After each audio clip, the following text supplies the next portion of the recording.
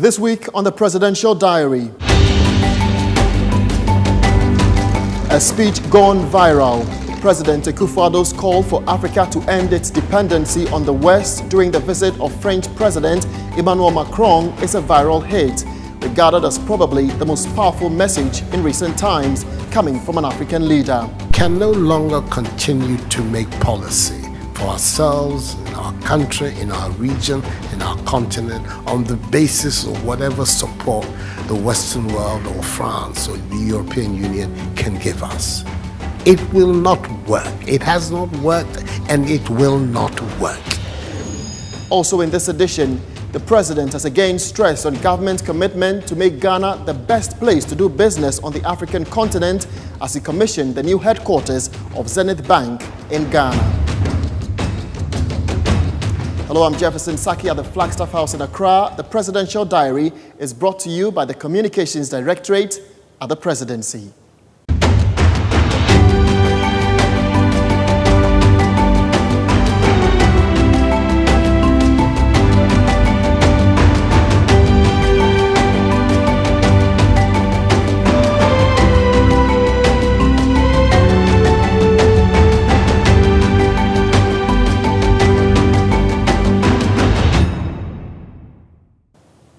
Hello once again and welcome to the Presidential Diary. A speech by President Nana Akufo-Addo calling for Africa to end its dependency on the West during the visit of French President Emmanuel Macron has gone viral. While the video has been viewed hundreds of thousands of times already and shared by many social media users across the continent. One user describing it as probably the most powerful message in recent times coming from an African leader. The French president was in the country to discuss matters ranging from unity, investment and partnership on the 30th of November 2017.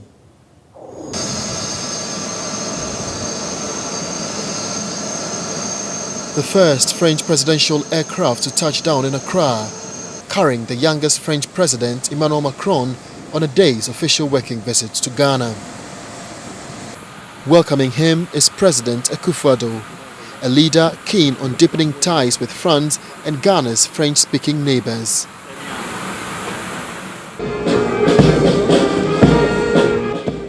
The French leader is seeking to renew his country's relations with Africa, as well as give a boost to the crusade against migration and Islamic militancy in the Sahel region. His Ghana visit considered historical because of its diplomatic and economic advantages. Trade, investment, education and sports, and bolster 6 decades of relations with Ghana.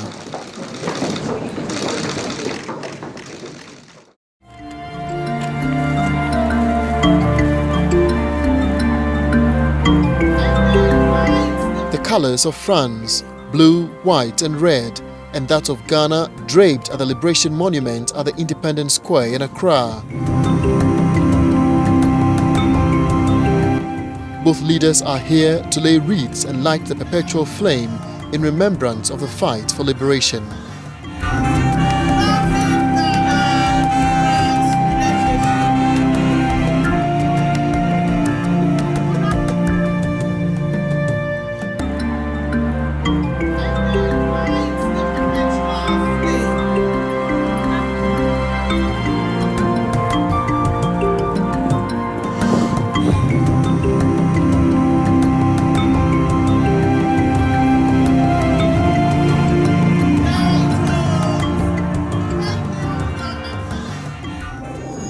For us, this visit is truly, to use that much abused term, historic.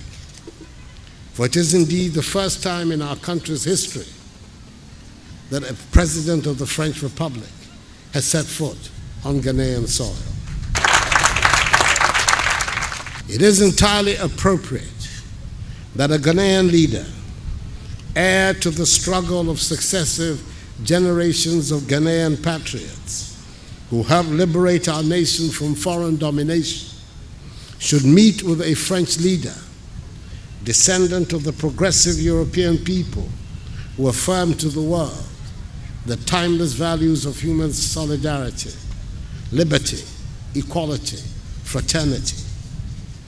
So we should meet here and the Independence Arch, symbol of our triumph over colonialism. Our nation is dedicated to building a civilization the equal of any on the face of the planet, on the principles of freedom and justice inscribed here on this arch.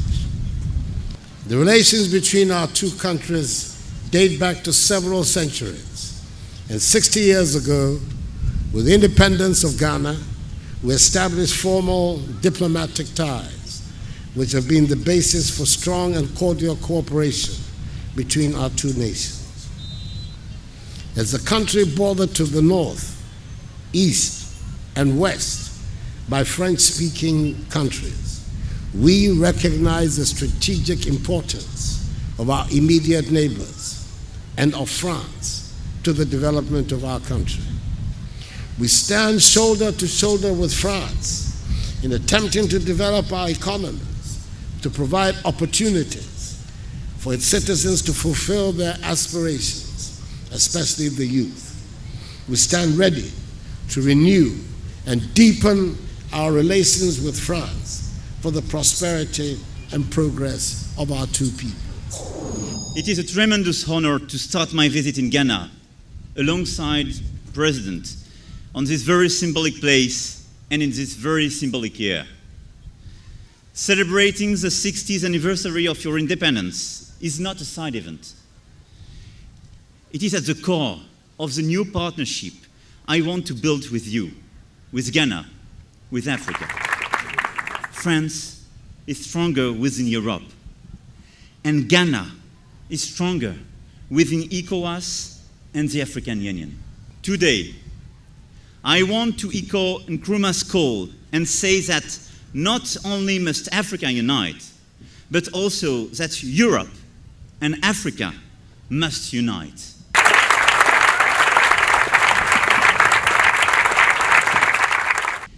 Ladies and gentlemen, I don't think that we can succeed on a standalone basis. I don't think that France or Europe can succeed without Africa. And I don't think at all that a country like Ghana can succeed without a stronger Africa and a stronger partnership between Africa and Europe.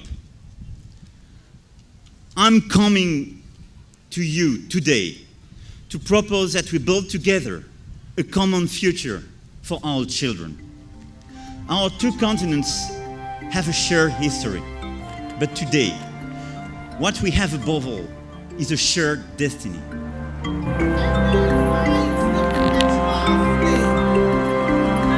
It was here at the Flagstaff House in Accra that President Akufo-Addo and President Emmanuel Macron held their now popular press conference, where President Akufo-Addo made it clear that Ghana, under his leadership, has decided to turn her back on the old economy, which is dependent on the production and export of raw materials, stressing that the country wants to build a value-added industrialized economy and not entirely relying on aid from the West. We can no longer continue to make policy for ourselves, in our country, in our region, in our continent, on the basis of whatever support the Western world or France or the European Union can give us. It will not work. It has not worked, and it will not work. Our responsibility is to charter a path which is about how we can develop our nations ourselves. It is not right for a country like Ghana, 60 years after independence, to still have its health and education budgets being financed on the basis of the generosity and charity of European taxpayers. By now, we should be able to finance our basic needs ourselves. And if we are going to look at the next 60 years as a period of transition, a period whereby we can stand on our own feet, our perspective has not to be what the French taxpayer decides to do with whatever surpluses that they have in France. They're welcome. They're appreciated. Whatever interventions that the French taxpayer through their governments make to us are appreciated. We're not going to lick a gift horse in the mouth. But this continent, with all that has happened, is still today the repository of at least 30% of the most important minerals of the world. It's a continent of vast, arable, and fertile lands. It has the youngest population of any of the continents in the world. So it has the energy and the dynamism. We have seen it. These young men who are showing so much resilience and ingenuity in crossing the Sahara, finding ways to go across with rickety boats across the Mediterranean to really, those energies, we want to have those energies working inside our countries. And we're going to have those energies working in our countries if we begin to build systems that tell the young people of our country that their hopes, their opportunity are right here with us. Migration and the movement of people is being presented in a manner which suggests that somehow it's a new phenomenon. There's nothing new about it. It's as old as man, the movement of people. And it has always been linked to the same thing: the failure of where you are to provide you with an opportunity, so you move somewhere else. Those of you who are familiar with 19th century European history would know that the biggest wave of immigration in 19th century Europe, the latter part of it, came from Ireland and from Italy. Waves upon waves, generations of Italians and the Irish people left their countries to seek the American paradise, largely because Ireland was not working, Italy was not working. Today, you don't hear it. Italian young people are in Italy. Irish young people are in Ireland. We want young Africans to stay in Africa. And how are they? And it means that we have to get away from this mindset of dependence. This mindset about what can France do for us. France will do whatever it needs to do for its own sake. And when those coincide with ours, tant mieux, as the French people say. But our main responsibility as leaders, as citizens, is what we need to do to grow our own countries. What are the institutions that work, that will allow us to have good governance, to have accountable governance, to make sure that the monies that are placed at the disposal of leaders are used for the interests of the state and not for those of the leaders, to have systems that allow for accountability, that allow for diversity, that allow for people to be able to express themselves and contribute to fashioning the public will and the public interest.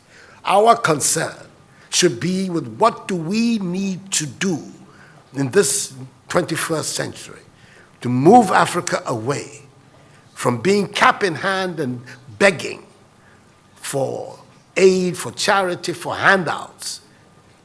The African continent, when you look at its resources, should be giving monies to other places. We have huge wealth on this continent. In our own country of Ghana.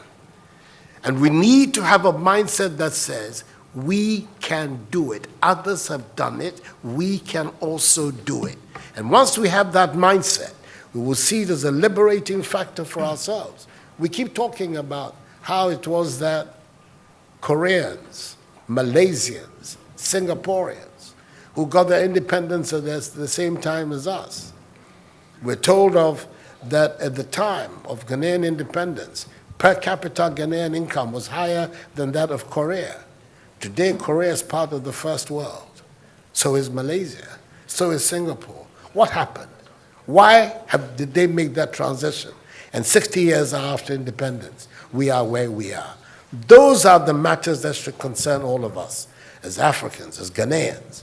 And not, when I say so with the greatest of respect to the French president, I think that the cooperation of France is something that I am, as you know, a strong friend of France. I am Francophile. So I don't have any difficulty with that.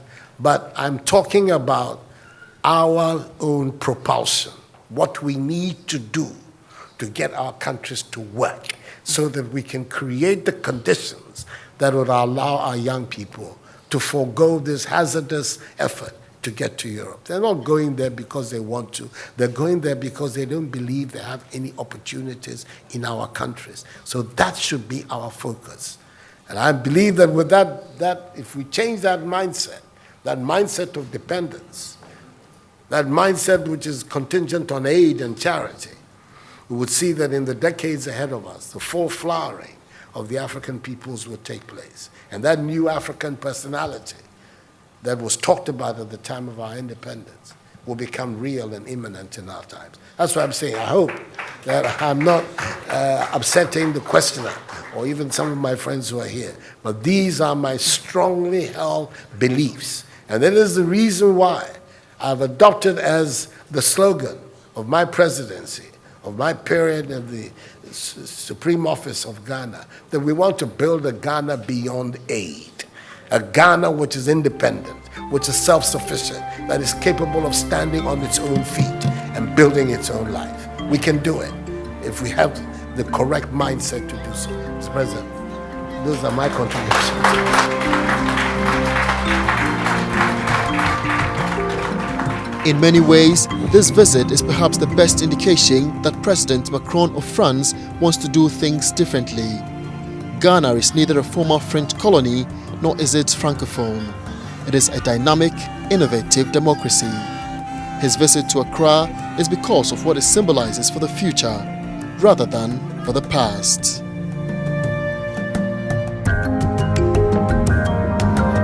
The Presidential Diary returns with more after this break.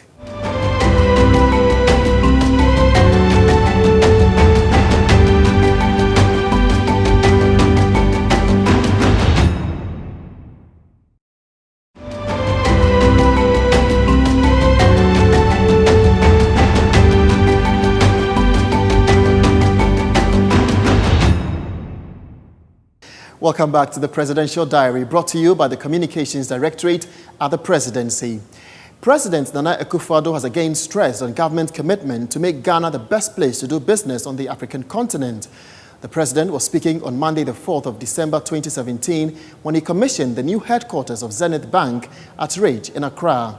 The President applauded the contribution of the bank to the deepening of financial intermediation in the country, describing it as a Pan-African bank changing the face of banking on the continent.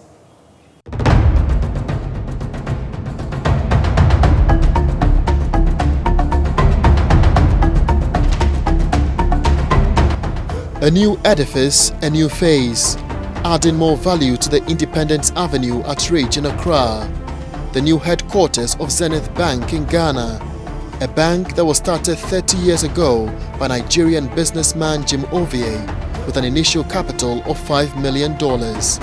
Today, it is one of the fastest growing banks on the continent.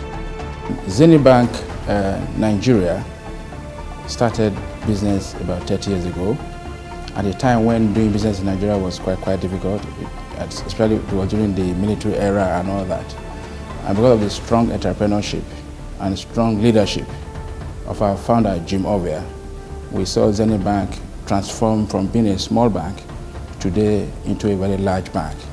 Today, Zenith Bank is not just a Nigerian bank, it's a bank that is doing business all over the world. It is a bank that is quoted in the London and Irish Stock Exchange. It's a bank that is also registered in Dubai. We are in China, a rep office. We're in South Africa. And around the West African coast, we decided to come to Ghana as the first point of call, because Ghana, again, is another vibrant economy. Over the years, Zenith Bank had evolved as a reputable global financial institution, recognized for innovation, superior customer service and performance, while creating value for stakeholders. We entered Ghana to be a reference point, and that's a vision statement we chose for Ghana, to be a reference point in the provision of prompt, flawless and innovative banking products and services. And we look back and we get to hear the feedback from the market, the feedback from the industry, and they tell us that Zenith Bank has done well. They say that Zenith Bank has transformed the culture of the way banking business is done in Ghana, and we're quite happy about that. The bank has won several local and global awards. 3 times Bank of the Year at the Bankers Awards, 2017 Best Banking Group by the World Finance Banking Awards, as well as the bank that best promotes cashless transactions at the 16th Ghana Banking Awards. It's a wonderful dream come true. Once you have the president himself, His Excellency, the President of the Republic of Ghana, His Excellency Nana Addo Dankwa Akufo-Addo, is coming live. I think that is, in my history, I hope my history is right, the first time the President himself has commissioned maybe a bank complex. Ladies and gentlemen, I want to make a confession. In the whole of Africa, after my home country, Nigeria, Ghana is the best place to do business.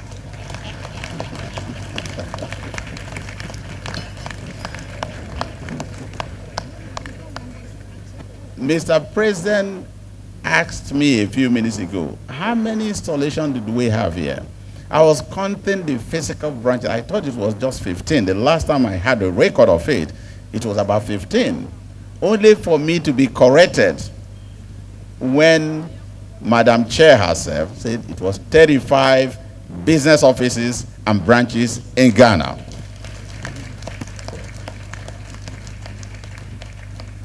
Let me put it in perspective for you to understand what that meant.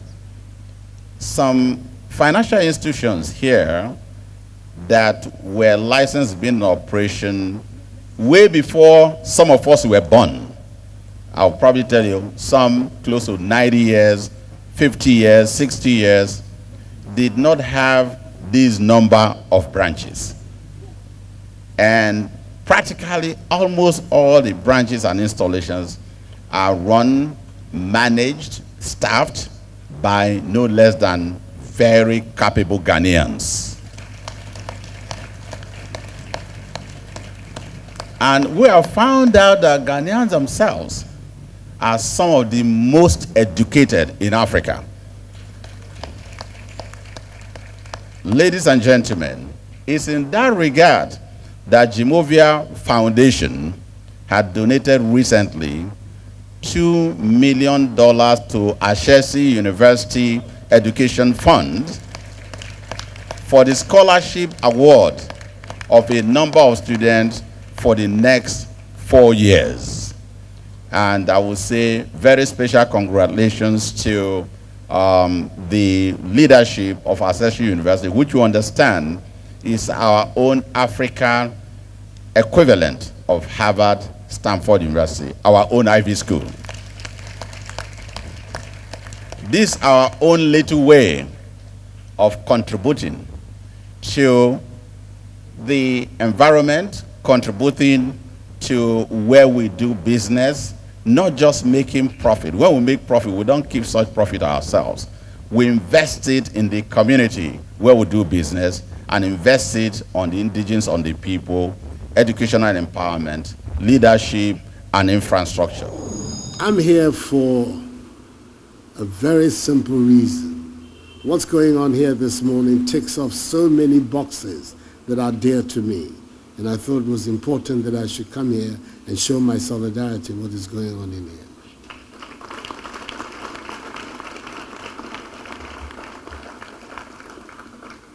We have, first of all, the example of a dynamic entrepreneur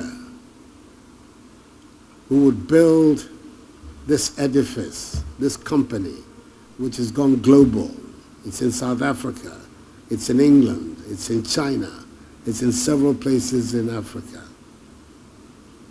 And that the initiative, the sense of risk-taking, entrepreneurship that Zenith Bank represents is what I believe will drive our country and our continent forward. We need many more Jim Ovias. The more, the merrier. Again, the contribution that is making towards deepening financial intermediation in our own country is extremely important. And that is why the governor of the Bank of Ghana is here, through his deputy, to lend his support to this occasion. It's a Pan-African bank. It's a bank that is operating in several places on the continent and in our ECOWAS region. These are the institutions that, with encouragement and support, are going to bring our continent together and bring us that integrated, united West Africa, Africa, that I believe is the platform for the future prosperity of our people. Mr. Zenith, and all associated with you, you're very welcome in Ghana. Continue. Thank you. May God bless us all. Thank you.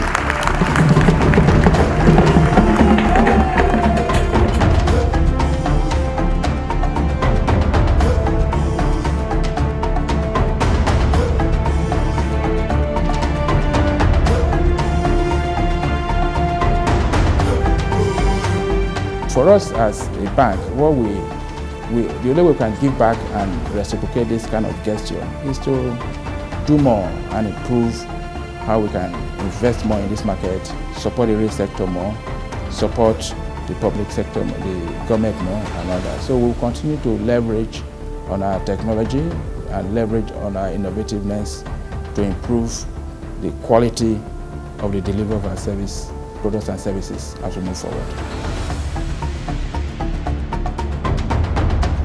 And with that Zenith story, we end today's edition of the Presidential Diary, brought to you by the Communications Directorate at the Presidency. Log on to www.presidency.gov.gh and the other social media platforms, Facebook, Twitter, as well as Instagram for more updates. I'm Jefferson Saki. See you next time.